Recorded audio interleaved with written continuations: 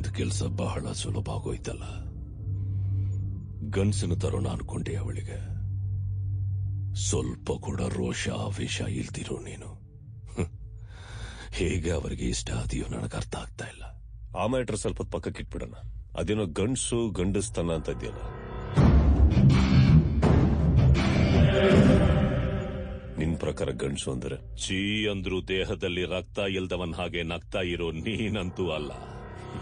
ನರದಲ್ಲಿ ರಕ್ತ ಹರಿದು ತಿರುಗಿ ಎಗಿರಿ ಬೀಳೋಣೆ ನಿಜವಾದ ಗಂಡ್ಸು.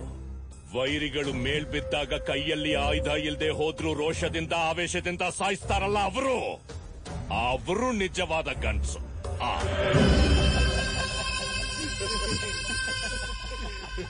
ಮನುಷ್ಯರನ್ನ ಹೊಡೆಯೋದು ಬಡಿಯೋದು ಅಷ್ಟೇನಾ ಗಂಡಸ್ತಾನ? ಅದೆಲ್ಲ ಯಾವ್ದೋ ರಾಯನ್ ಕಾಲಕ್ಕೆ ಮುಗ್ದೋಯ್ತದು. ಸತ್ತು ಸಮಾಧಿನೂ ಆಗಾಯ್ತಲ್ಲ. ಅದಕ್ಕೆ ಆಗ್ಬೇಕು ದಮ್ಮು, ಧೈರ್ಯ. ಪ್ರೀತಿಯಿಂದ ವೈರಿಗಳನ್ನ ಗೆಲ್ಲೋದ್ರಲ್ಲಿರೋದು ಗಂಡಸ್ತಾನ.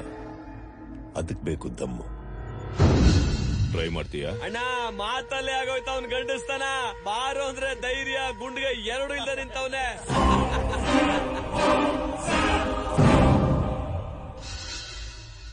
ಏಯ್, ವೈರಿಗಳನ್ನ ಪ್ರೀತಿಸ್ಬೇಕು ಅನ್ನೋ ನಿನ್ನ ಮಾತಿನ ಗಂಡಸ್ತಾನ ನಾನ್ ಟ್ರೈ ಮಾಡ್ತೇನೆ.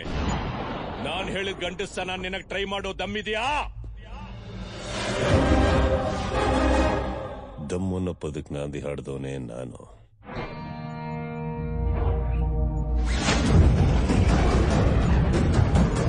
ವಾಡಿಯ ಮೊದಲನೇ ಏಟಿಗೆ ಬಯಲ್ಸೀಮೆ ಗಂಡಸ್ತನ ಕಣ್ಮುಂದೆ ಬಂದೋಗ್ಬೇಕು.